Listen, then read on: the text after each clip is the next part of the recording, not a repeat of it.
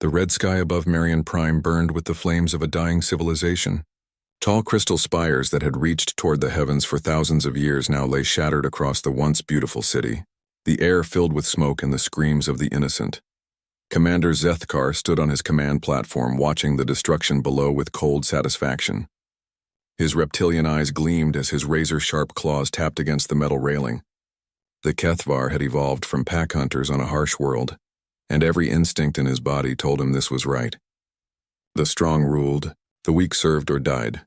"Report," Zethkar growled, his voice carrying the authority of countless victories. Sub-Commander Vextar approached, his scaled hide bearing fresh battle scars. "The Marion defense grid is completely destroyed, Commander. Their pathetic energy shields collapsed within the first hour. These herbivores never stood a chance." Zethkar nodded approvingly. The Marions had been advanced, yes. Their technology was actually superior to the consortium's in many ways. But they had made the fatal mistake that all prey species made. They had forgotten that advancement meant nothing without the will to use it for war. Across the battlefield, the other members of the consortium pressed their attack. The Zephyrite moved like a living carpet of death, their insect bodies clicking and chittering as they coordinated through their hive mind. Each individual unit was small, but together they formed an unstoppable swarm that could strip a building to its foundation in minutes. The Vorthak drifted through the air like living crystals, their bodies pulsing with stolen energy. Wherever they passed, the Marion survivors collapsed, their life force drained to feed the crystal being's hunger. The Vorthak had no need for food as other species understood it.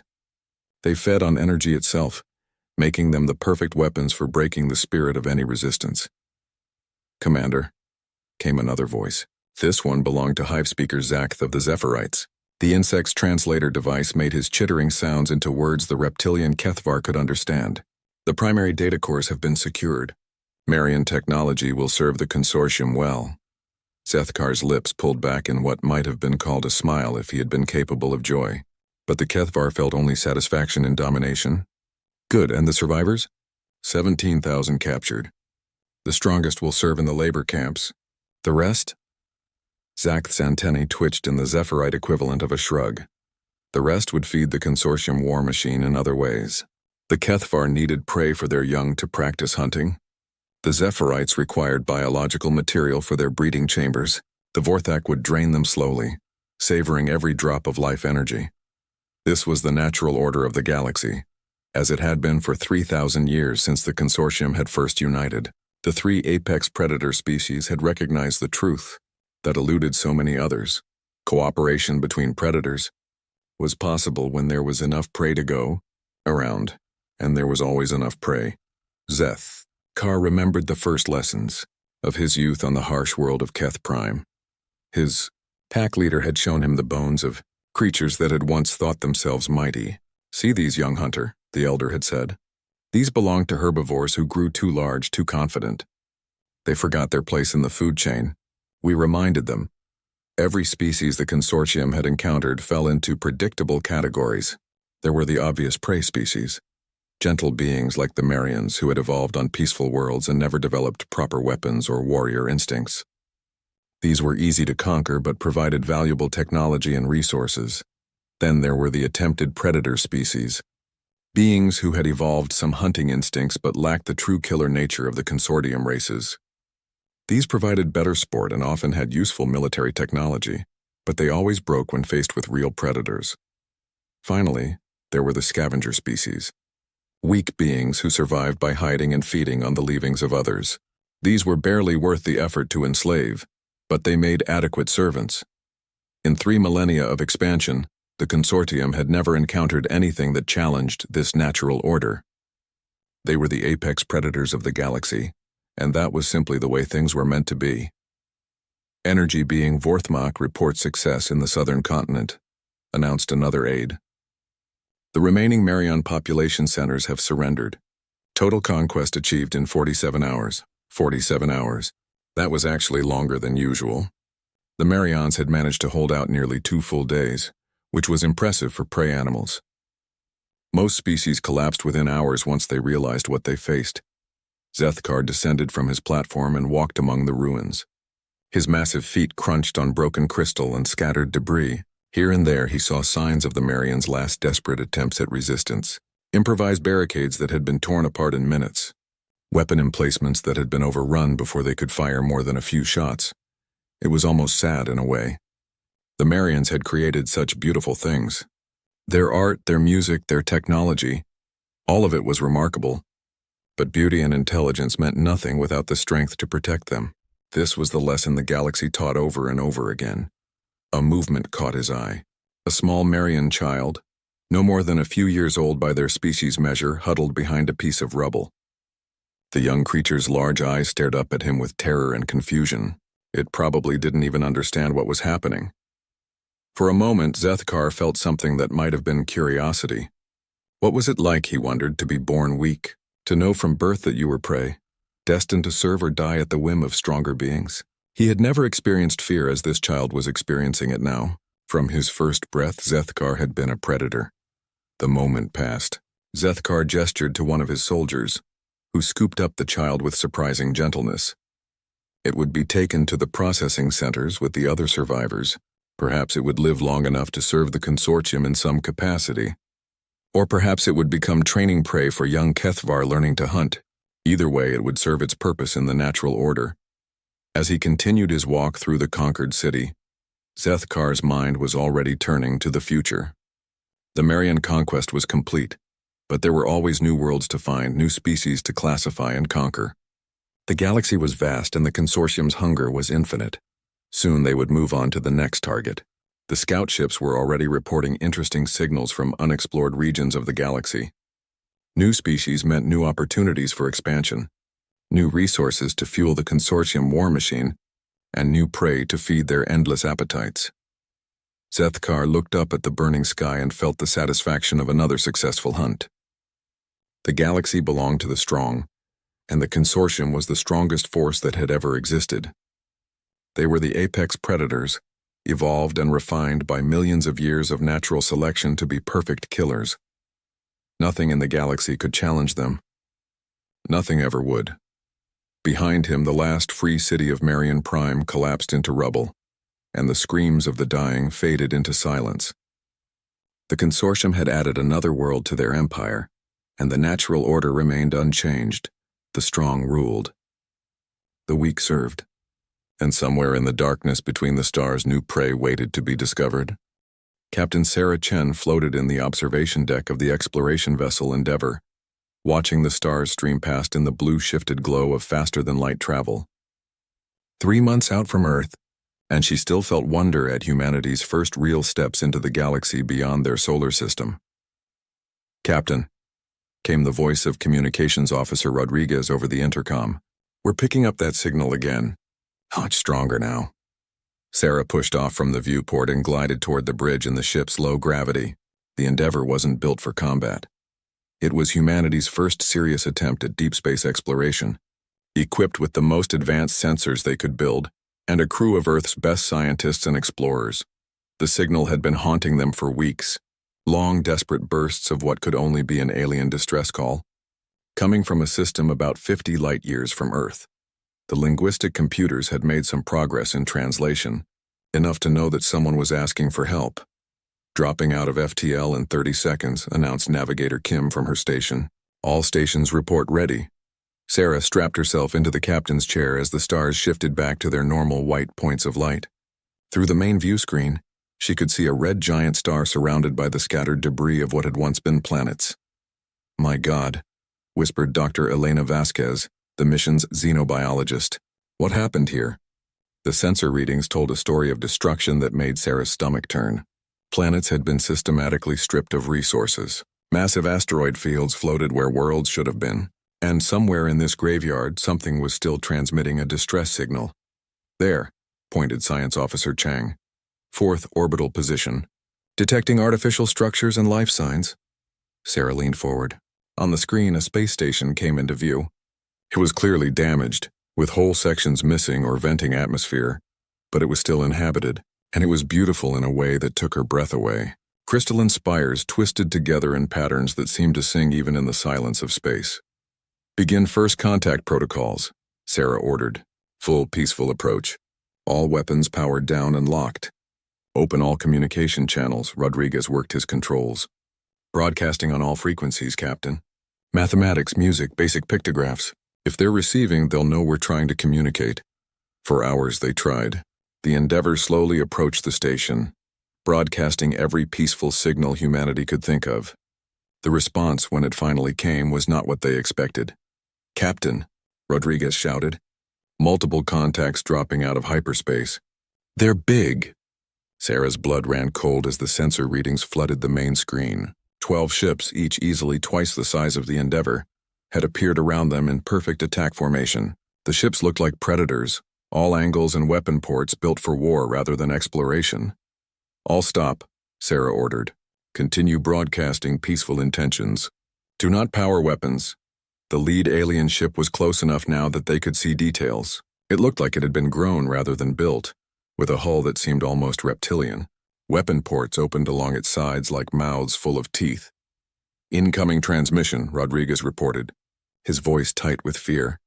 The main screen filled with the image of something out of humanity's nightmares. The alien was clearly reptilian, with scales that gleamed like armor and eyes that held the cold intelligence of a predator. When it spoke, its voice was a growl that the translation computers struggled to process. "Unknown vessel, you will surrender immediately. Your species will be classified and processed according to consortium standards. Resistance will result in immediate termination." Sarah stood slowly, her hands visible and empty. "This is Captain Sarah Chen of the Earth vessel Endeavor. We come in peace, seeking dialogue and understanding between our species." The alien's response was a sound that might have been laughter, if it had contained any warmth. "Peace, understanding." The words came out like curses. "You display the typical delusions of prey species. I am Commander Zethkar of the HFY Consortium. You will lower your shields and prepare to be boarded." "I'm afraid I don't understand," Sarah replied carefully. "We're explorers, not soldiers. We detected a distress signal and came to offer assistance." Zethkar's eyes narrowed as he studied the humans on his screen. Sarah could see him looking at their forward-facing eyes, their bipedal stance, their lack of obvious natural weapons. She watched his expression change to something like disappointment. "Herbivores," he said to someone off-screen. "Bipedal forward-facing eyes suggest some predatory adaptation, but look at them. Soft skin, no claws, no fangs. Obvious tool users, but that's typical of advanced prey species." Sarah felt a chill as she realized what was happening. This alien was classifying them the way a biologist might classify animals, and apparently he had decided humans were prey. "Commander Zethkar," she said, trying to keep her voice steady, "I think there's been a misunderstanding. We're not prey animals. We're an intelligent species seeking peaceful contact." "All prey species believe they are intelligent," Zethkar replied. "Your ship design confirms our analysis. No weapon systems, minimal armor, built for running rather than fighting. You have revealed your nature to us, herbivore. The only question now is whether you will surrender or provide sport." The communication channel closed, and Sarah found herself staring at the tactical display as the alien ships moved into attack position. Dr. Vasquez grabbed her arm. "Captain, we have to run. These aliens, they're not like us. They see us as animals to be hunted." Sarah's mind raced. The Endeavor was fast, but not fast enough to outrun 12 warships. They had one advantage. The aliens clearly didn't consider them a threat, which meant they might not be expecting clever tactics. "All hands, prepare for emergency acceleration. Engineering, give me everything the engines have. Navigation, plot a course for the nearest asteroid field." "Captain," Rodriguez said urgently, "they're powering weapons." The first energy beam lanced out from Zethkar's ship, designed to disable rather than destroy. But the Endeavor's engines roared to life, and the beam passed harmlessly through the space where they had been a second before. "Impressive reaction time for prey," came Zethkar's voice over the communication channel. "This may be entertaining after all." What followed was the most terrifying hour of Sarah's life. The alien ships pursued them through the asteroid field with casual confidence, taking shots that seemed designed to wound rather than kill. They were playing with the human ship like cats with a mouse. But humans had one advantage the aliens didn't expect. Dr. Vasquez was frantically analyzing the alien biosignatures, and what she found made her blood run cold. "Captain," she whispered urgently, "these aliens, they're not just predators. They're pack hunters, but look at their brain patterns. They're specialized for short, intense hunts. They're not adapted for persistence or long-term strategy. They're ambush predators, Sarah understood immediately. The aliens expected their prey to either surrender quickly or die. They weren't prepared for something that could think tactically while running. Change course, she ordered. Take us through the debris field near that destroyed planet. Make them follow us into a maze. For the next 30 minutes, the Endeavour led the alien ships through a deadly game of three-dimensional cat and mouse. The human ship twisted and turned through wreckage that would have destroyed a larger vessel, using every piece of debris as cover. The aliens grew frustrated. Their weapons fire became less precise, more angry. Sarah realized they were losing patience with prey that refused to behave properly. Finally, the Endeavour reached the edge of the system. The jump drives charged, and space twisted around them as they leaped back into faster-than-light travel. Behind them, Zethkar's roar of fury echoed across space, but they hadn't escaped completely. In those final moments, alien transporters had managed to beam several crew members off the Endeavour. Rodriguez, Chang, and 3 others were gone, captured by creatures that saw them as nothing more than animals. As the Endeavour raced back toward Earth, Sarah stared at the empty stations where her crew members had been. Dr. Vasquez worked frantically at her console, analyzing the data they had gathered. "Captain," Elena said quietly, "we have a problem. I detected scanning beams during the chase. They were mapping our ship's technology, learning about our capabilities. And worse," and she paused, her face pale. "They have our navigation data. They know where Earth is." Sarah felt the weight of 8 billion lives settling on her shoulders. Humanity had made first contact with aliens, and those aliens saw them as prey to be hunted. Somewhere behind them, creatures that had conquered the galaxy for thousands of years were planning the greatest hunt in their history. The race back to Earth began, with the future of humanity hanging in the balance. Zethkar stood before the Consortium High Council, his chest swelling with pride as he delivered his report. The council chamber on the fortress world of Keth Prime was massive, designed to accommodate the 3 different species that ruled the galaxy. Crystalline Vorthak drifted in energy fields above the floor, while Zephyrate hive clusters occupied specialized alcoves designed for their collective consciousness. 8 billion prey animals on a single world, Zethkar announced, his voice echoing in the vast chamber. The largest concentration of herbivores we have ever discovered. Their technology is primitive but functional. Most importantly, they have no concept of true warfare. High Counselor Vorthon, an ancient Vorthak whose crystal body pulsed with accumulated life energy from 1,000 worlds, spoke in harmonics that translated as pure satisfaction. "This discovery exceeds our greatest expectations. An entire world of fresh prey, untouched by proper predators." The Zephyrite hive mind collective, speaking through their prime voice, chittered excitedly. "Our breeding chambers require vast amounts of biological material. 8 billion specimens will sustain us for centuries." Zethkar's claws extended slightly as he continued his report. "The humans, as they call themselves, demonstrated typical prey behavior during our encounter. They attempted communication, showed no aggressive instincts, and fled when confronted with superior force. However," he paused, remembering the chase through the asteroid field, "they did show unusual persistence for herbivores. Most prey species surrender or are destroyed within minutes. These humans evaded capture for over an hour." High Counselor Vorthon's energy field flickered with what might have been amusement. "Prey animals sometimes develop enhanced flight responses when isolated from their herd. This is not uncommon." The Zephyrite collective buzzed in agreement. "Enhanced evasion skills will make the hunt more entertaining.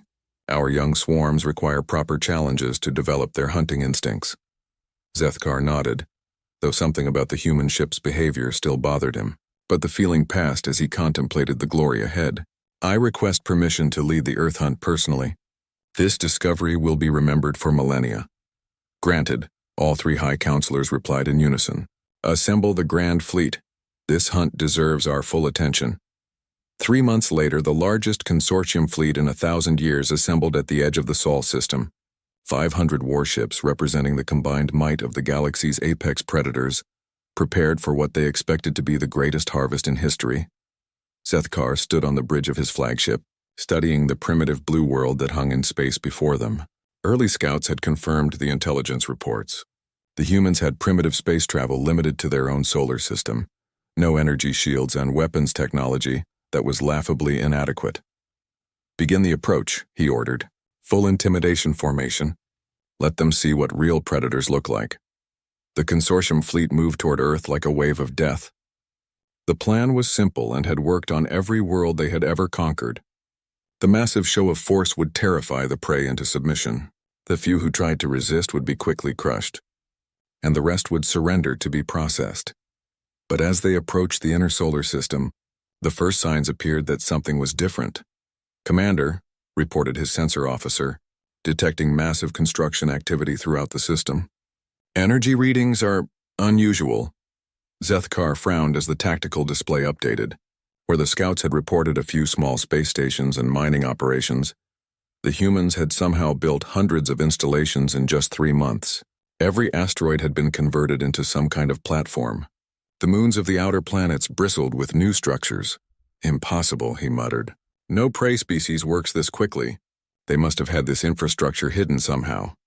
But as they drew closer, it became clear this was all new construction. The humans had transformed their entire solar system into something the consortium had never seen before. Every piece of space debris had been turned into a weapon platform. Every moon was now a fortress. Even the space around Earth itself was thick with defensive installations. "Sir," his communications officer called out, receiving a transmission from the planet. The main screen lit up with the image of a human female in military uniform. Zethkar recognized the species from his previous encounter, but this one was different.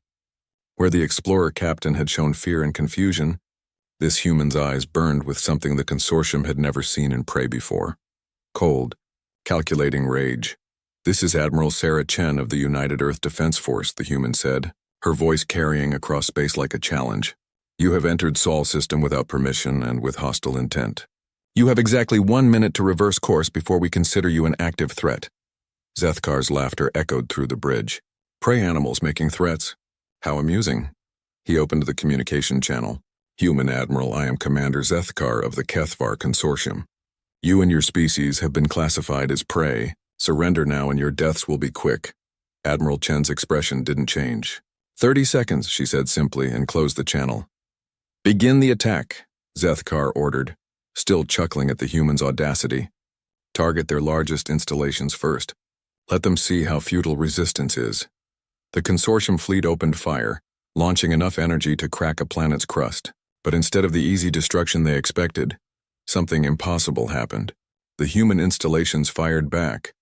Not just a few defensive shots, but a coordinated barrage that filled space with energy beams, projectile weapons, and devices the consortium had never seen before.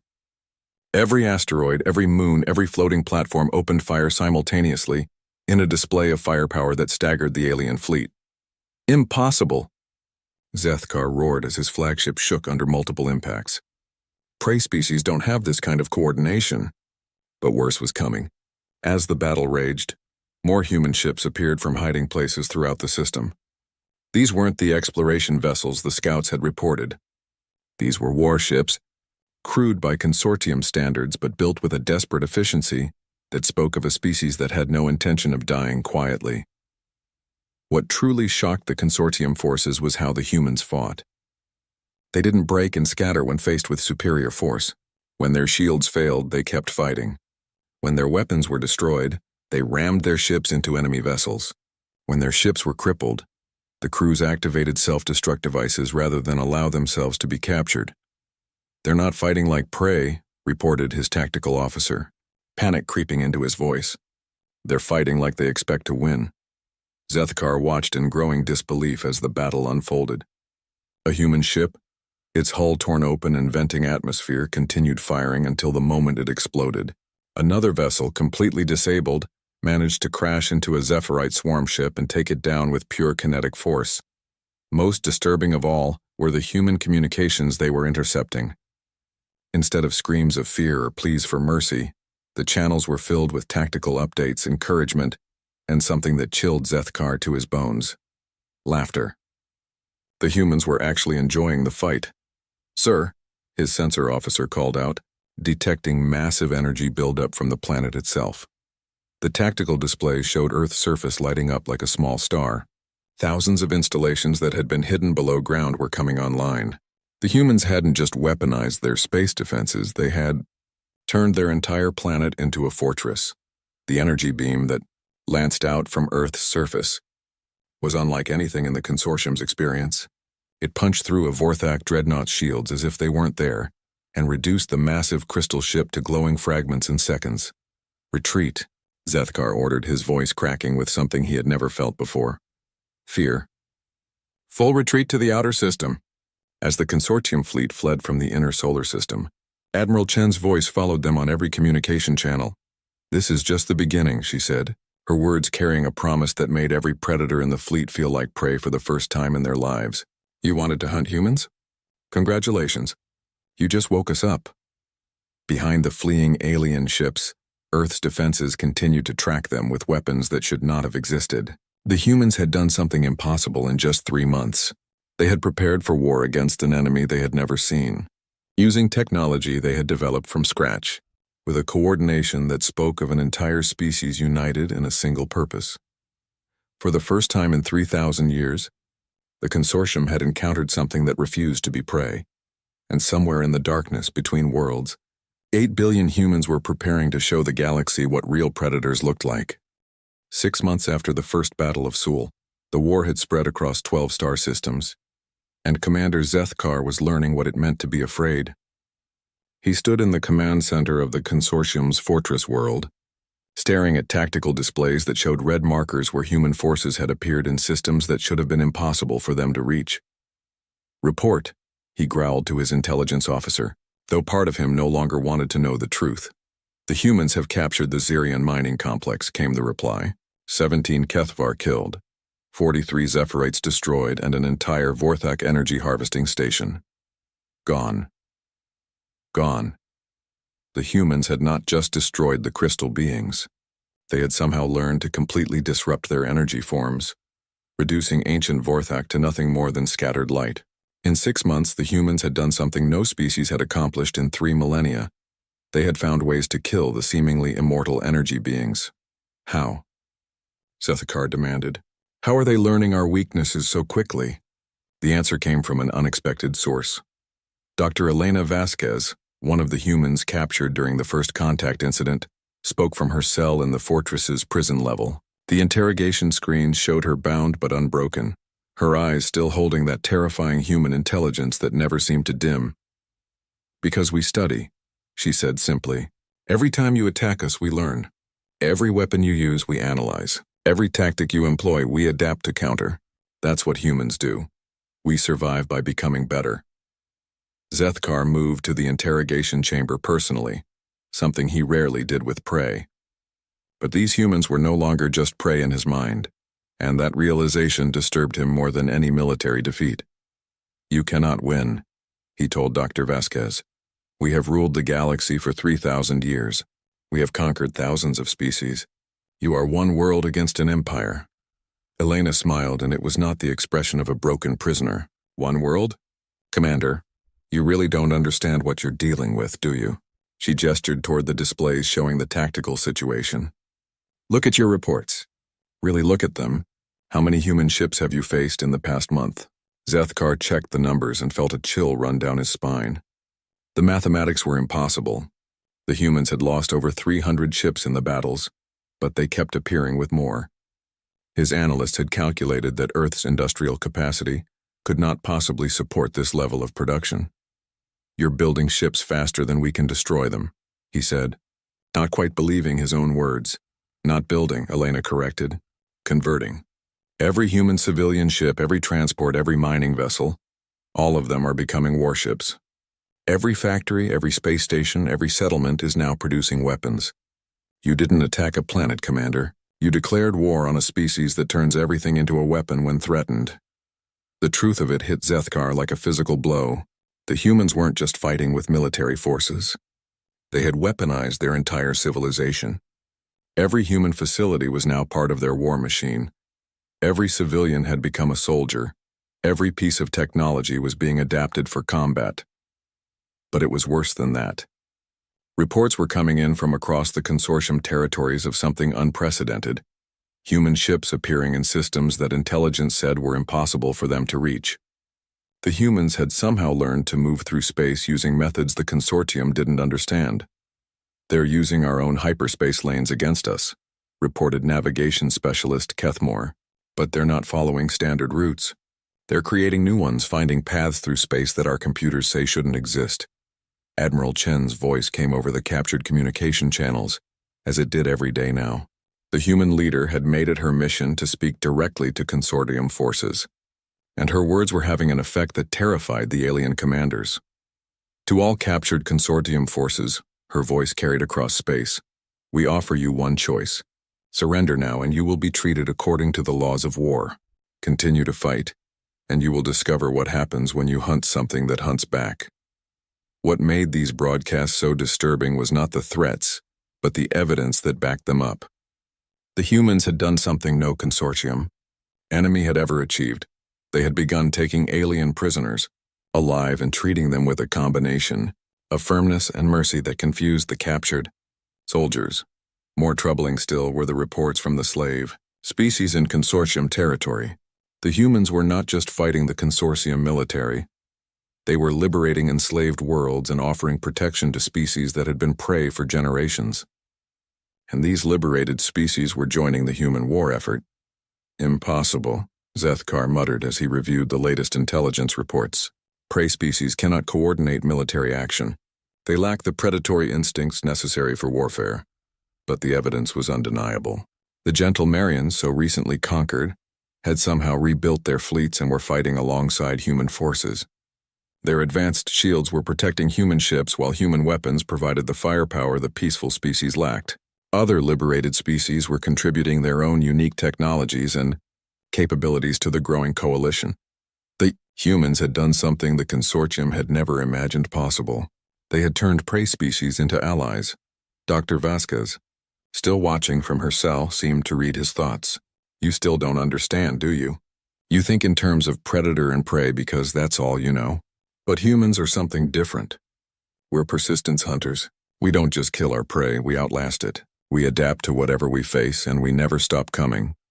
She paused, her expression becoming almost pitying. And when we find something threatening our young, our weak, our innocent, we become something you've never seen before. We become the thing that hunts the hunters. As if to emphasize her words, alarms began blaring throughout the fortress. The tactical display showed a sight that would have been impossible 6 months ago. Human fleet dropping out of hyperspace directly above the consortium's most heavily defended world. But these were not the crude converted ships of the early war. These vessels were sleek, advanced, and clearly built for one purpose: the systematic destruction of the consortium military. They had learned from every battle, adapted to every weapon, and improved beyond recognition in just 6 months. All ships, battle stations, Zethkar roared, but his voice lacked the confidence it had once carried. The battle that followed showed just how completely the war had changed. Human ships moved with precision that matched the Zephyrite hive mind, while maintaining the individual initiative that the insect collective lacked. Their weapons had been specifically designed to counter each consortium species.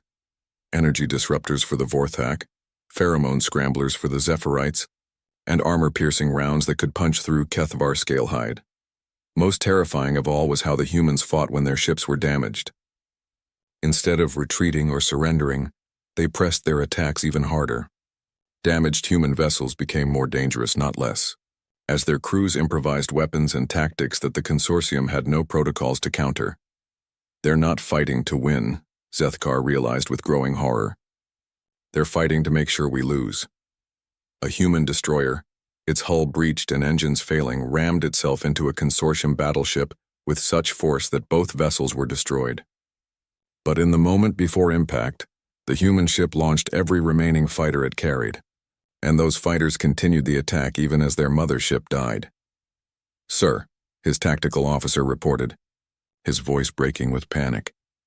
"Human ground forces have landed on the planet's surface. They're moving toward the slave processing centers."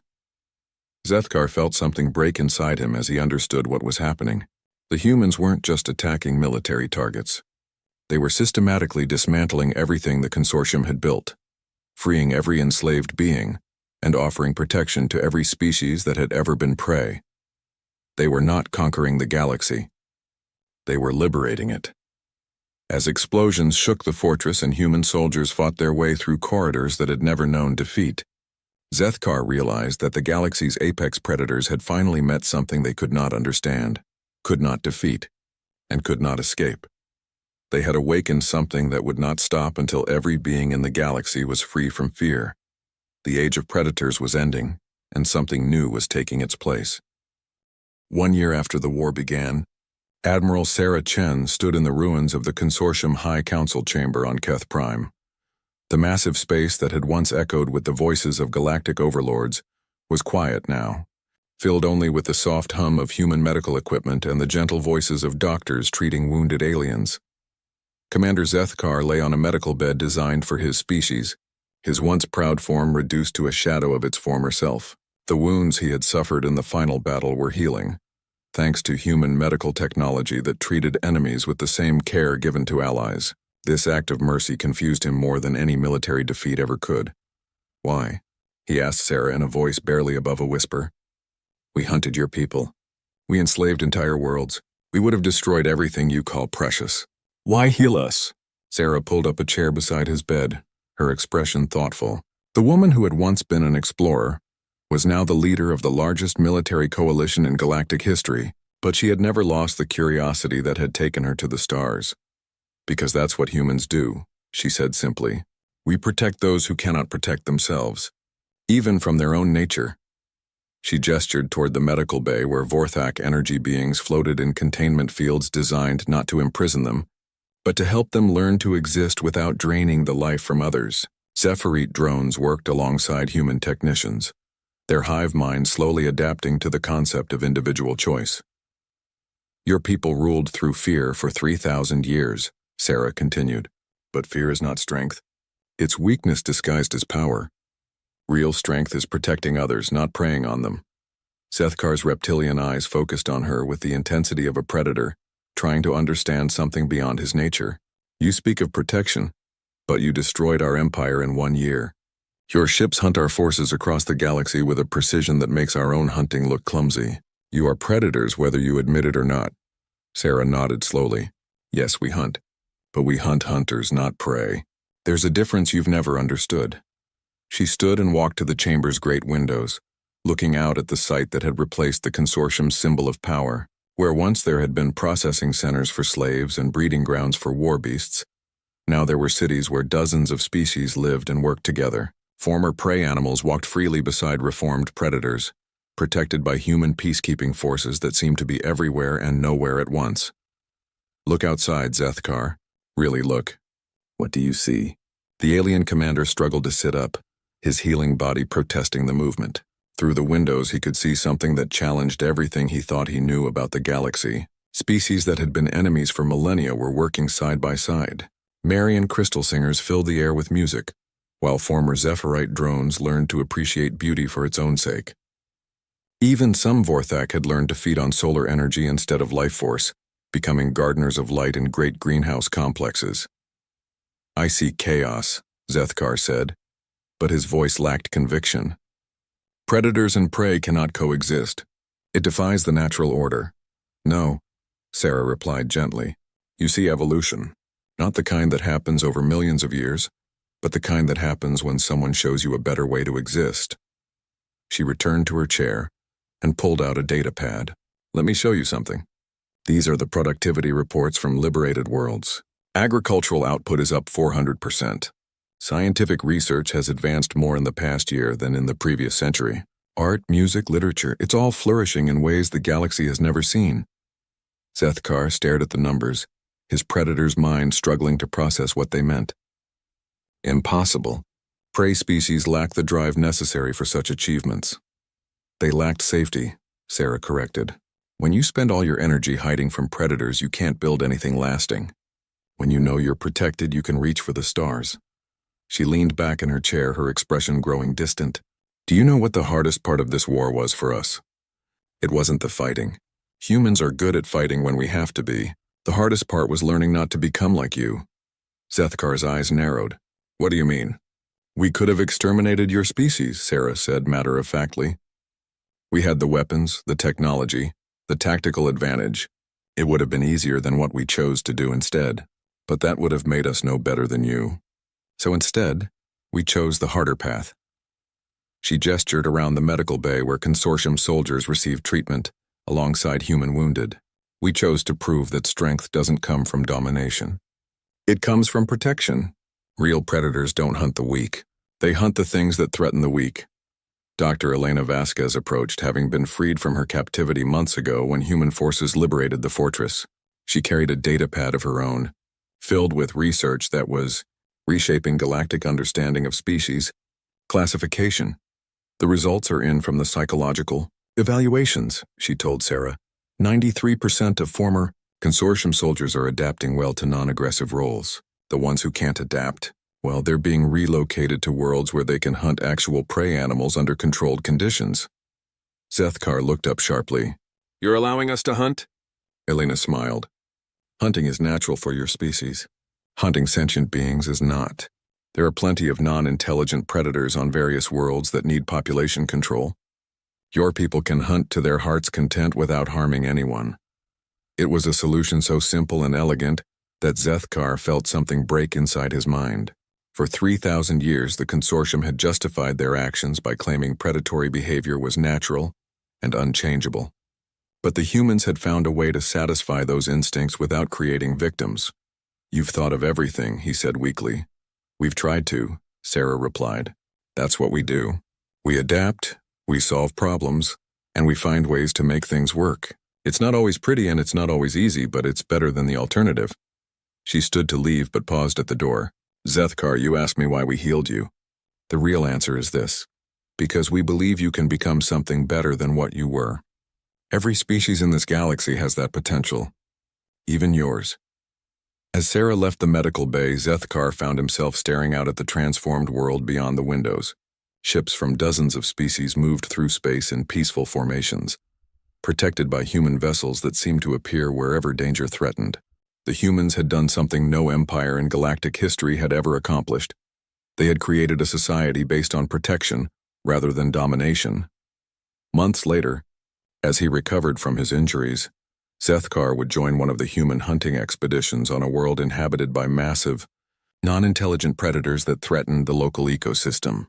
For the first time in his life, he would experience the pure joy of hunting, without the moral weight of causing suffering to thinking beings. Other consortium survivors found their own paths. Zephyr drones discovered the pleasure of individual creativity while maintaining their collective bonds. Vorthak learned to nurture energy instead of consuming it, becoming caretakers of stellar phenomena and creators of stellar beauty. And throughout the galaxy, species that had lived in fear for millennia began to build something new, not an empire based on conquest, but a community based on mutual protection and shared growth. The humans, who had started as explorers seeking knowledge among the stars, became the guardians who ensured that no species would ever again live in fear of predators. They established patrol routes that covered every inhabited system, built communication networks that connected every world, and created defense forces staffed by volunteers from every liberated species. But perhaps most importantly, they taught the galaxy a new truth, that the most dangerous predator was not the one with the biggest claws or the most powerful weapons. The most dangerous predator was the one that fought not for dominance but for the protection of those who could not protect themselves. The age of apex predators was over. The age of guardians had begun, and across the galaxy, children of every species went to sleep safe in the knowledge that somewhere in the darkness between the stars, humans were watching over them, ready to face whatever dangers the universe might bring. The galaxy had learned what it meant to be truly free, and humanity had found its place among the stars not as conquerors, but as the species that would never let the innocent suffer again. The ice cracked. A sound not heard by human ears for 20,000 years. Deep below Antarctica's frozen surface, something was waking up. Dr. Alan Wright pulled his thick coat tighter as the wind howled around the research station. 6 months of drilling had finally paid off. His team had detected an unusual metal object buried 2 miles beneath the ice, and today they would reach it. Dr. Wright, you need to see this. Kate Miller's voice crackled through his radio. The young scientist had been monitoring the drill's camera feed all morning. Alan hurried across the compound, his boots crunching on the packed snow. Inside the warm control room, Kate pointed at her screen with a shaking finger. It's not a meteorite, she whispered. The camera showed a smooth, silvery surface with odd markings that looked suspiciously like writing. Alan leaned closer. No, it's definitely not a meteorite. Within hours, the news had spread. Military personnel from 3 countries arrived at the remote station. Equipment was flown in. The object, now partially exposed, was clearly artificial, a vessel of some kind about the size of a small submarine. We believe it's extraterrestrial, General Harris told the assembled scientists. The first confirmed alien artifact found on Earth. Alan wasn't so sure. The symbols etched into the hull seemed oddly familiar, though he couldn't place them. Has anyone tried to open it? He asked. The general frowned. That's why you're here, Doctor. We need your expertise. 3 days later, Alan and Kate stood in a hastily constructed underground lab built around the now fully excavated vessel. Heaters kept the space warm, while scientists in protective gear examined every inch of the mysterious craft. Look at this, Kate said, pointing to what appeared to be a door. These markings are different from the rest. Alan studied the pattern. It wasn't writing after all, but a sequence of symbols arranged in a specific order. It's a code, he realized. A lock. Working through the night, Alan and Kate tried various interpretations of the symbols. Nothing worked. As dawn broke over the Antarctic horizon, Alan had a crazy idea. What if it's not alien at all, he said. What if it's human? Kate looked at him like he'd lost his mind. Human from 20,000 years ago, that's impossible. Is it? Alan traced the symbols with his gloved finger. Early human civilizations used similar patterns. What if? He arranged the symbols in the sequence of the Fibonacci numbers, a mathematical pattern found throughout nature. The door slid open with a hiss. General Harris pushed forward. Everyone stay back. We don't know what. A blast of cold air rushed out from the vessel. Inside, they saw a single chamber containing what looked like a coffin made of the same silvery material as the hull. The coffin was frosted over, but through the ice they could make out a human-shaped form. It's a cryo chamber, whispered Kate. Someone's inside. Before anyone could stop him, Alan wiped the frost from the transparent top of the container. Through the clear surface they saw the face of a man, eyes closed, skin pale but perfect, looking no older than 30. Suddenly, the chamber beeped. Lights flashed along its sides and the top began to rise. Everyone out, shouted the general, drawing his sidearm. Security team, prepare to— Wait, Alan said, holding up his hand. Look. The man in the chamber was sitting up, his eyes opened. Bright, blue and alert, showing no confusion or disorientation. He looked directly at Alan and spoke in a language none of them recognized. When no one responded, the man frowned, then spoke again, this time in perfect, unaccented English. How long? He asked, his voice strong despite its millennia of disuse. Alan swallowed hard. We believe approximately 20,000 years. The man nodded as if this was exactly what he'd expected. Then they're coming back, just as we feared. He stood up in a single fluid motion that seemed too quick, too precise for a normal human. Who's coming back? The general demanded. Who? Are you? The man studied the general's uniform, the weapons, the technology around him. My name is Victor. I was born on this planet, just as you were. He pointed upward. They call themselves the Harvesters. They nearly wiped us out once before. No, one spoke for several seconds. Then Alan asked, You're human? Enhanced, Victor corrected. Created to defend Earth when conventional forces failed against the invasion. My team succeeded in driving them back, but we knew they would return eventually.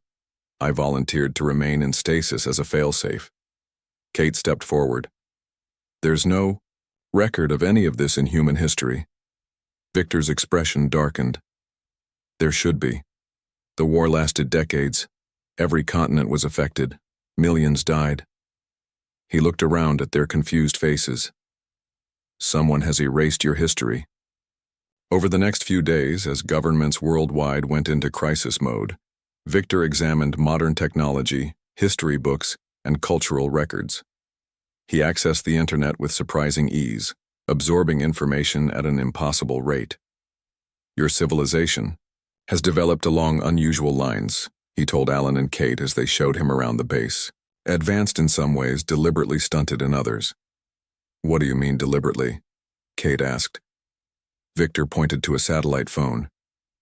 You have wireless communication but no quantum entanglement, nuclear power but no fusion. It's as if something has been guiding your development, allowing certain advances while preventing others. Alan thought about the implications. You're saying we've been manipulated? By whom? The harvesters never work alone, Victor explained. They use proxy species to prepare worlds for harvest. Someone has been ensuring humanity wouldn't be ready when they returned. That night, as the Antarctic sun circled the horizon without setting, alarms blared throughout the base. Communications officers reported simultaneous blackouts across the globe. All satellites in Earth's orbit went dark for exactly 3 minutes. When systems came back online, every screen showed the same image, a massive fleet of ships approaching Neptune. Victor stared at the images without surprise. They're earlier than I calculated. We have less time than I thought.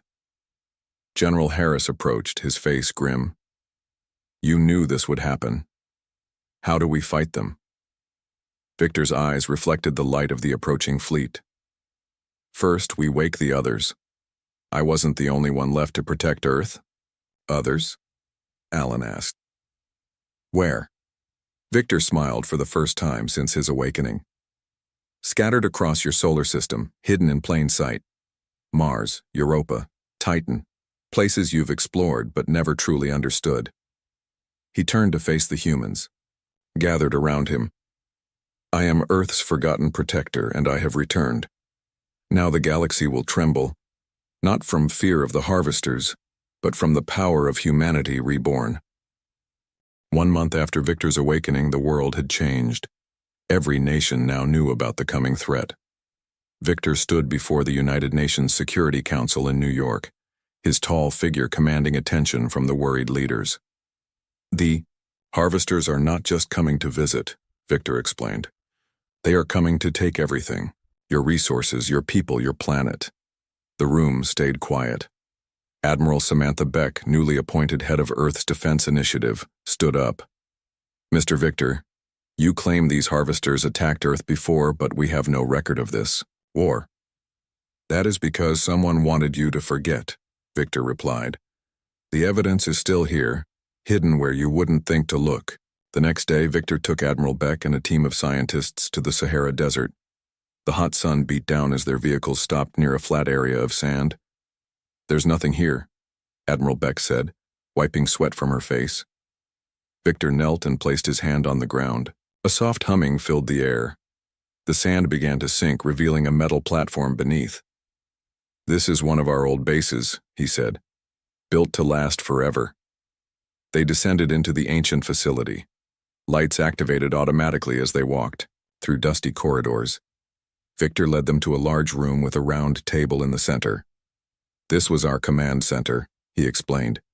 From here, we coordinated the defense of Earth. Admiral Beck ran her hand over the strange controls. Can any of this still work? Victor nodded. Some systems are still active. Watch. He pressed a sequence of symbols on the table. A 3-dimensional map of the solar system appeared above them. Small red dots moved slowly toward Earth. These are the Harvester scout ships, Victor said. The main fleet is still near Neptune, but these scouts are already entering our system. Alan Wright, who had insisted on joining the expedition, pointed to several blinking blue lights scattered across the map. What are those? Defense outposts, Victor replied, placed on moons and asteroids throughout the system. His face darkened as he studied the map. Many are offline. They should all be active. Over the next week, Victor helped Earth's military understand the threat they faced. He showed them how to detect the harvester ships and explained their weaknesses. But he grew increasingly troubled as more evidence emerged that Earth's defenses had been systematically dismantled. Someone has been preparing for their return, he told Kate Miller as they examined satellite data in a secure facility beneath Washington, D.C. Disabling our old systems, hiding our history. Kate had become one of Victor's few trusted allies. Could it be the harvesters themselves? She asked. Victor shook his head. They never work directly. They use other species, ones that look harmless, that can blend in. A young soldier rushed into the room. Sir, Admiral Beck needs you immediately. We've lost contact with our Mars outpost. In the main control room, screens showed static where the Mars base's feed should be. Admiral Beck looked up as Victor entered. It went dark 5 minutes ago. All 47 personnel. No warning. Victor's eyes narrowed. It's starting. They're removing your eyes and ears first. We have 5 ships that can reach Mars, Admiral Beck said. Should we send them? No, Victor replied firmly. That's what they want. Your ships would be destroyed before they reached Mars. We need to focus on activating the remaining defense systems. That night, similar reports came in from research stations on Europa and at the edge of the asteroid belt. Earth was being systematically blinded to the approaching threat. The next morning, strange phenomena began appearing worldwide. Mysterious lights danced in the skies. Electronic devices failed randomly. People reported hearing voices when no one was present. Psychological warfare, Victor explained to a panel of worried world leaders. They want you afraid before they arrive. In his private quarters, Victor accessed data from his ship, which had been moved to a secure facility. He had not told the humans everything. The situation was worse than they knew. The harvesters had advanced their technology since the last war, and they weren't alone. A soft knock at his door interrupted his thoughts. Kate entered, carrying a tablet. I found something, she said. Old myths and legends that might be memories of the war you described.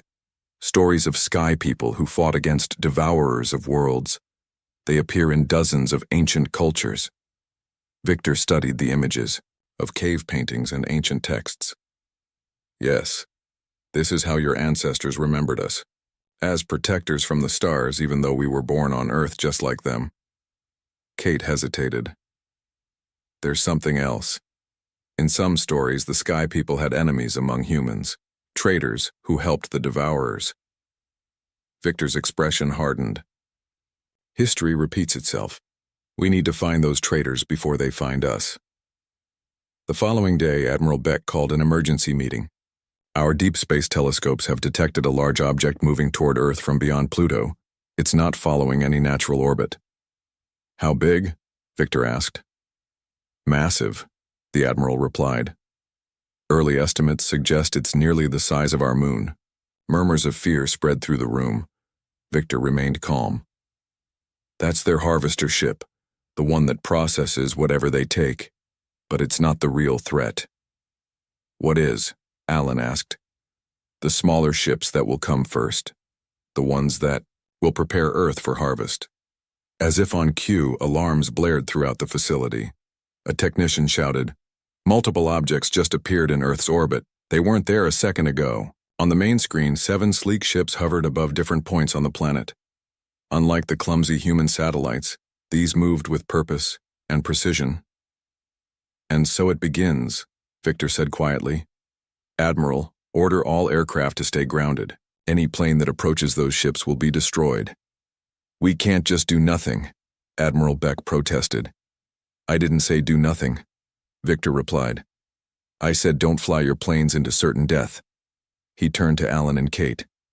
It's time to wake up the other Guardians, starting with the one closest to us. Where? Alan asked. Victor pointed to a map of the Rocky Mountains. There, beneath what you now call Pikes Peak, my oldest friend awaits, and unlike me, he was the one who designed our weapons. As Victor spoke, the alien ships in orbit began firing beams of blue light toward Earth's surface. Wherever the light touched, plants withered and animals fell dead. They're changing Earth's ecosystem, Victor explained, making it suitable for their needs, not yours. We have less time than I thought. Admiral Beck stepped forward. What do? We fight, Victor said simply, and we remember who we really are. The journey to Pikes Peak took less than 2 hours in the military helicopter. Victor sat quietly, his eyes closed as if sleeping, but his mind was far from rest. Kate watched him with curiosity. "What are you doing?" she finally asked. Victor opened his eyes, connecting with the base below, making sure it's still active. Alan, sitting across from them, leaned forward. "And is it?" "Yes." Victor nodded. "But something is wrong. The Guardian inside is not responding correctly." The helicopter landed on a flat area halfway up the mountain. Snow covered the ground despite the summer season. Victor led the small team, Alan, Kate, Admiral Beck, and 4 soldiers, toward a rock face that looked like any other. "Here," Victor said, placing his hand on the cold stone. Nothing happened. Victor frowned. He tried again, pressing harder. Still nothing. "This is unexpected," he muttered. "The entrance should recognize me." "Could it be damaged?" Admiral Beck asked. "Or changed on purpose?" Victor replied darkly. He stepped back and studied the rock face. "We'll need to do this the hard way."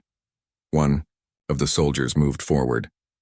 "Sir, we brought explosives as you requested." Victor shook his head. "Too risky. We need to find the manual override." He ran his hands along the rock, feeling for something only he could detect. "Here," he said finally, pressing on a small crack. A faint click sounded from within the mountain. "Stand back," Victor warned. The rock face slid open, revealing a dark tunnel that led deep into the mountain. The air inside smelled stale. Their flashlights showed a metal corridor covered in dust. Victor moved confidently, leading them downward. After walking for 10 minutes, they reached a massive door made of the same silvery material as Victor's ship. "This is wrong," Victor said, examining the door. "Someone has changed the security protocols." "Can you open it?" Kate asked. "Yes, but we need to be prepared. Something has happened here." Victor pressed his palm against the center of the door. It slowly slid open, revealing a vast chamber beyond. Unlike Victor's sleek ship, this place showed signs of damage. Broken equipment littered the floor. Scorch marks covered the walls.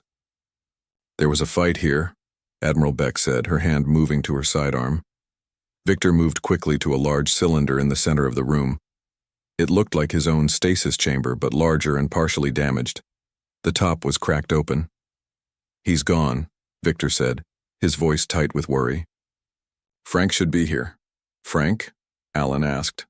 "My weapons specialist," Victor explained. "The best of us at creating ways to fight the harvesters." They searched the facility, finding laboratories and storage rooms filled with strange devices. Victor examined each one carefully, occasionally taking small objects and putting them in his pockets. "Most of the weapons are missing," he told them, "but I can rebuild some of them with what's left." In the final room, they found the evidence Victor had feared. On a wall, written in what looked like dried blood, was a message. "They came early. Took the others. I escaped. Find me at the 3rd point." "What does it mean?" Admiral Beck asked. Victor's face was grim. "It means the harvesters have been here before. They found Frank and the others. But Frank got away." He pointed to the message. "The 3rd point refers to our backup location. It's on what you call Titan." "Saturn's moon?" Kate gasped. "That's over 1 billion kilometers away." "We need to go there," Victor said firmly. "If Frank is alive, he has the knowledge we need to defeat the harvesters." Back at the command center, in Washington, the situation had worsened. The alien ships in orbit had deployed smaller craft that now hovered above major cities worldwide. Panic spread as people witnessed their strange, silent presence. "We need to do something now," a general demanded during the emergency meeting. "Our people are terrified." Victor stood at the map table, studying the positions of the alien craft. "Your conventional weapons won't work against their shields, but I might have a solution." Using parts salvaged from Frank's base and components from his own ship, Victor worked with Earth's engineers to modify a squadron of fighter jets. 24 hours later, the first test was ready. The energy signature should disrupt their shields. Victor explained to the pilots gathered in a hangar. But you'll need to get close. Jack Foster, a young pilot with a reputation for taking risks, stepped forward. How close? Dangerously close, Victor admitted. Their weapons have a range of 5 miles. You need to get within 2 miles for our modifications to work. Jack nodded. I'll do it. The mission launched at dawn. 12 modified fighters took off from bases around the world, each targeting one of the smaller alien craft. Victor watched from the command center, his face tense. First contact in 60 seconds, an officer announced. On the main screen, they watched as Jack's fighter approached an alien craft hovering over the Pacific Ocean. The alien ship detected him and fired a beam of blue energy. Jack rolled his plane sideways, barely avoiding it. Shields are still up, Victor said. He needs to get closer. Jack dived directly toward the alien ship, ignoring the beams firing all around him. At exactly 2 miles, he pressed the button Victor had added to his controls. A pulse of reddish energy shot from his fighter's wings, striking the alien craft. For a moment, nothing happened, then the alien ship's shields flickered and failed. Now! Victor shouted, even though Jack couldn't hear him. Jack fired his missiles. They struck the unprotected ship, causing it to explode in a burst of green fire. Around the world, similar scenes played out. 7 of the 12 alien ships were destroyed. But 5 of Earth's pilots didn't return. The victory was short-lived. Hours later, a new wave of larger ships entered Earth's atmosphere. These moved differently, more aggressively. They're not here to prepare, Victor said, watching the new arrivals with growing dread. These are warships. Admiral Beck turned to him. How many pilots do we need for the trip to Titan? 3, maybe 4, Victor replied. But we don't have time. The journey takes years with your technology. What about with yours? She asked. Victor hesitated. My ship can make the journey in weeks, but it was designed for a single passenger. Could it take more? Perhaps 3, if we modify it. Admiral, Beck nodded decisively. Then that's what we'll do. You, Dr. Wright, and Jack Foster. He's our best pilot. And after today's mission, he's earned the right. As the alien warships began their assault on Earth's major cities, Victor prepared his ancient vessel for the desperate journey to Titan. Earth's forces would fight as best they could, but their real hope lay in finding Frank and the weapons that might turn the tide. We leave in 6 hours, Victor told Alan and Jack as they gathered in the hangar. Pack light and be prepared. The journey will change you. What does that mean? Jack asked. Victor's eyes were solemn. To survive in space for so long, my ship uses stasis technology. But it does more than preserve, it enhances. By the time we reach Titan, you won't be the same men who left Earth. Above them, the sky burned with the fire of battle, as humanity faced its greatest threat with the courage of those who fight for survival. Victor's ship rose from Earth, leaving behind a world at war. Through the small viewing port, Alan watched his home planet grow smaller. The blue oceans, white clouds, and green land were now marred by orange spots where the harvesters attacked. Major cities. Will they survive until we return?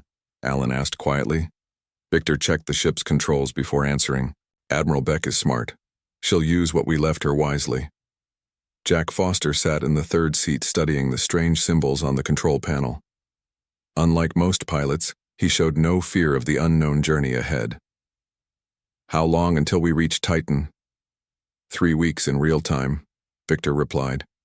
Though for us it will seem like only hours. The stasis field will activate once we clear the moon's orbit. The ship accelerated faster than any human vessel. Earth and the moon quickly became distant points of light. Ahead lay the vast darkness of space broken only by the distant sun and stars. It's time, Victor said as a soft blue light filled the cabin. The enhancement process will begin during stasis. Don't fight it. Before Alan could ask what that meant, his consciousness faded.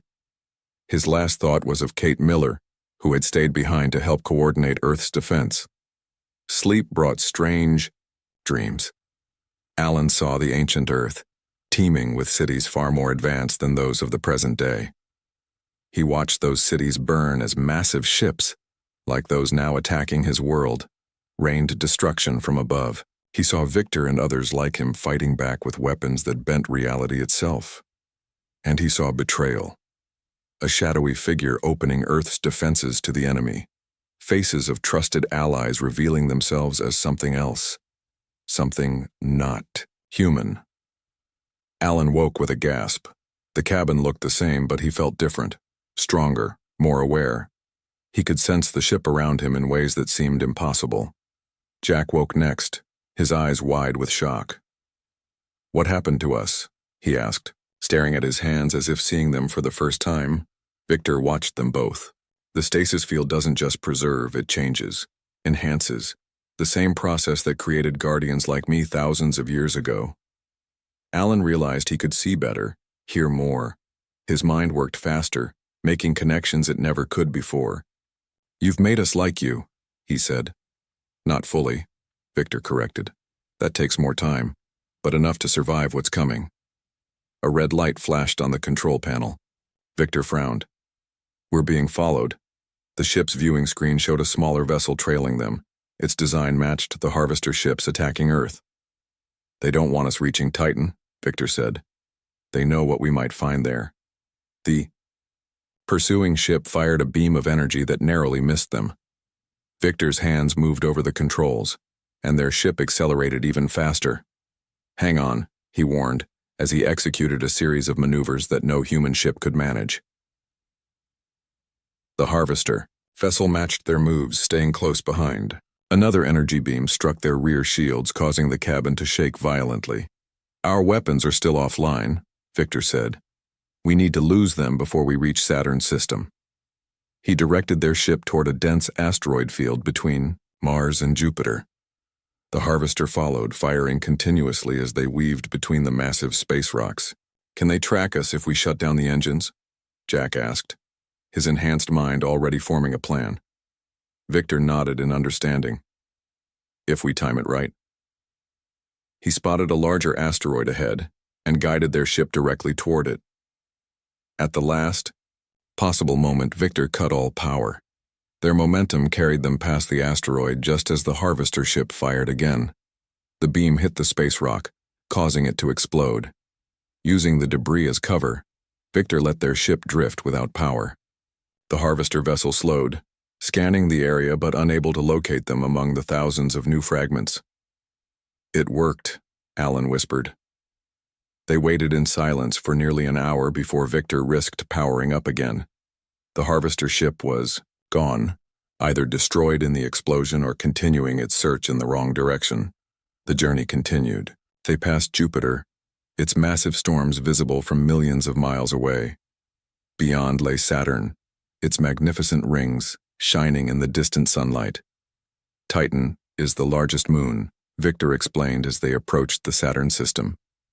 Frank chose it because of its thick atmosphere. The base is hidden beneath its surface lakes of liquid methane. As they neared Titan, Victor slowed the ship and activated a special scanning system. "We need to find the entrance without landing in the wrong place. The atmosphere is poisonous." The scan revealed an unusual structure beneath one of the larger lakes. Victor guided their ship down through the orange clouds that surrounded Titan. The surface appeared through the haze, a landscape of dark lakes and icy mountains. There, Victor pointed to a spot where a subtle disturbance rippled across a lake's surface. Their ship descended into the dark liquid, which parted around them as if by magic. Beneath the lake was a domed structure much larger than the base they had found on Earth. A portal opened, allowing their ship to enter a massive hangar. Inside, other vessels similar to Victor's were docked.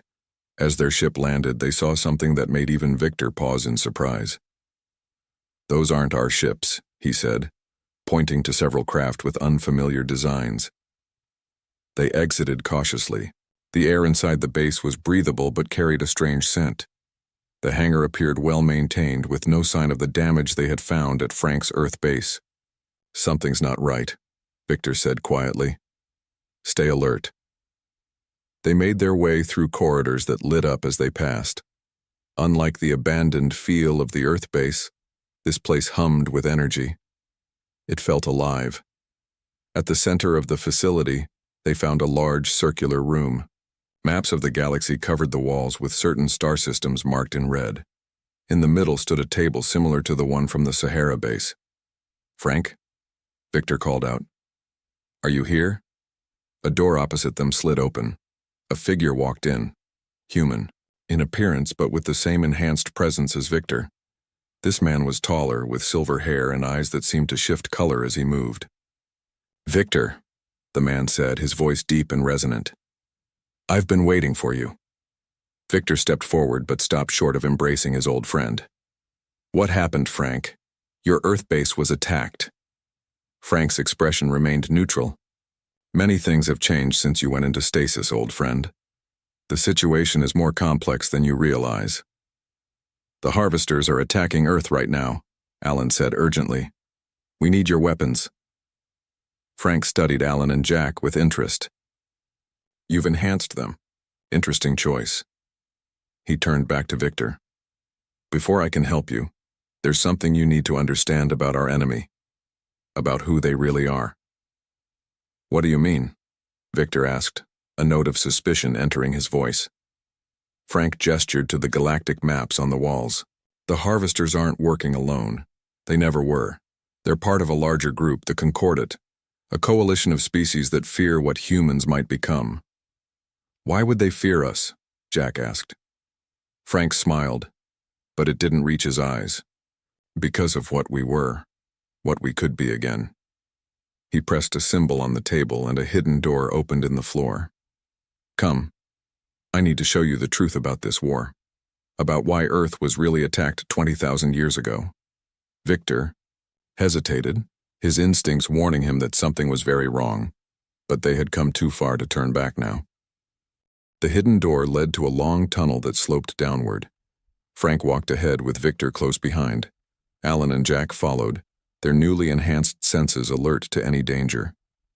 20,000 years is a long time, Frank said as they walked. Things change. People change. The tunnel opened into a vast chamber. Unlike the rest of the base, this space was filled with strange plants that glowed with soft blue light. In the center stood a large crystal structure. "What is this place?" Victor asked, his voice tight with suspicion. Frank approached the crystal. "A communication hub. I've maintained contact with others like us across the galaxy." "Other Guardians?" Alan asked hopefully. Frank's smile didn't reach his eyes. "Not exactly." He pressed his hand against the crystal. It pulsed with energy, projecting images into the air around them. Hundreds of worlds appeared, some like Earth, others completely alien. "The Concordat oversees all of these," Frank explained. "A coalition of species that maintain order in the galaxy." Victor stepped closer to the images, his face hard. "The same coalition that wants to harvest Earth?" "That's a simplification," Frank replied. "They don't want to destroy humanity. They want to control it." Jack moved to stand beside Victor. "Why?" "Because of what we were. What we could become again." Frank gestured to another image that appeared, an ancient Earth city far more advanced than anything in the present day. Humans weren't always limited to one planet. We had an empire that spanned dozens of star systems. Alan stared at the images in disbelief. "That's impossible. Our history was erased," Frank finished, "by the Concordat. They feared our potential, our aggression. They split humanity into factions, reduced our technology, and isolated us on Earth." Victor's eyes narrowed. "And you've been working with them." The accusation hung in the air. Frank didn't deny it. "I made a choice," he said finally. "After you went into stasis, I woke briefly every 1,000 years to check Earth's status. I watched civilizations rise and fall. I saw the pattern." "What pattern?" Victor demanded. "Humanity always turns to violence," Frank said. "Always destroys itself. The Concordat's approach is working, limiting human expansion until we evolve, beyond our destructive nature." Victor's voice was cold. "So you betrayed us. Betrayed Earth." Frank shook his head. "I saved what I could. The Concordat wanted to eliminate humans entirely after the last war. I convinced them to try containment instead. A new image appeared. A massive ship approaching Earth. This isn't a harvester, Frank explained. It's an Ark, the most advanced. Humans will be selected, enhanced, and relocated to a controlled environment. The rest will remain on Earth under supervision. You mean slavery? Jack said. Frank ignored him, focusing on Victor. Join us. Help make the transition peaceful. Fewer will die. Victor stared at his old friend, centuries of trust crumbling between them. And if I refuse? Then you'll watch Earth burn, Frank said simply. The weapons you seek are here, but I control them. Without me, you have nothing. Victor moved with unexpected speed, grabbing Frank by the throat. You forget who trained whom, old friend. Frank smiled despite Victor's grip. And you forget I've been awake for thousands of years while you slept. A hidden panel opened in the floor beneath Victor. He released Frank and jumped back just as energy beams shot upward. I had hoped for your cooperation, Frank said, his friendly mask falling away. But I prepared for your stubbornness. The room's exit sealed shut. From hidden doors, armed figures emerged, not human, but humanoid with gray skin and large eyes. Proxies. Victor spat the word like a curse. Concordate shock troops. Frank stepped back as the aliens moved forward. They'll escort you to holding cells until the process begins. Don't resist. These enhanced bodies can still die. The aliens raised their weapons. Victor glanced at Alan and Jack, who had moved to defensive positions. His enhanced companions understood without words they were outnumbered but not defeated. Victor struck first, moving faster than the aliens could track. He disarmed one and used its weapon against the others. Alan and Jack followed his lead, their enhanced bodies performing feats that would have been impossible days earlier. Frank backed away toward a control panel. You can't stop what's coming, Victor. The Concordate fleet is already in Earth's orbit. Then I'll deal with them after I deal with you, Victor replied, taking down another alien guard. The battle was brief, but violent. When it ended, the three humans stood among fallen aliens. Frank had retreated behind a force field near the crystal. The weapons, Frank, Victor demanded. Where are they? Frank laughed bitterly. Everywhere around you, but they're keyed to my genetic signature. Without me, they're useless. Alan stepped forward, blood trickling from a cut on his forehead. We don't need your weapons, we need information. For the first time, Frank looked uncertain. What information? The truth, Alan said, not just pieces of it. Show us everything about the Concordate, about humanity's past. Frank hesitated, then nodded reluctantly. It won't change anything, but very well. He deactivated the force field and approached the crystal again. This time, the images that appeared were different, detailed records of Earth's true history. Ancient space fleets, massive cities, technological marvels beyond current understanding, and wars. Terrible wars that devastated entire solar systems, you see? Frank said. This is why they fear us, why they keep us contained. Victor studied the images carefully. No. This is why they fear our potential. We made mistakes, but we survived. Them, we learned. The Concordate doesn't believe that, Frank argued. Then they're wrong, Victor replied. He turned to his friend with determination in his eyes. And you're wrong too. While they talked, Jack had moved to another control panel. With his enhanced mind, he quickly understood its purpose. Victor, I found something, a communication relay. We can send a message to Earth. Frank lunged to stop him, but Victor intercepted his former friend, pinning him against the crystal. You had your chance to save humanity your way. Now we do. It our way. Alan joined Jack at the panel. Together, they activated the ancient system that could reach across the solar system instantly. What message do we send? Alan asked. Victor thought for a moment. The truth. All of it. Send everything the crystal contains to Earth. To every communication device. Let humanity see what was taken from them. Frank struggled against Victor's grip. You'll destroy everything. They aren't ready. They're more ready than you think, Victor replied. Humans adapt. They overcome. That's why the Concordat fears them. Jack finished the transmission. It's done. Earth will receive everything within minutes. Frank sagged in defeat. The Concordat will retaliate. They'll accelerate their plans. Then we'd better hurry, Victor said, releasing Frank but keeping him covered. There are other weapons in this base. One's not keyed to your signature. He led them to his ship, forcing Frank to come along. As they prepared to depart, Alan looked through the viewing port at Titan's orange haze. Will the truth be enough? Victor's eyes were fixed on the distant point of light that was Earth. Truth is the most powerful weapon we have. It won't just save Earth. It will awaken humanity. Their ship rose from beneath Titan's methane lake and accelerated toward Earth, racing against the Concordat fleet. The forgotten protector was returning, home, bringing with him the key to humanity's past and its future.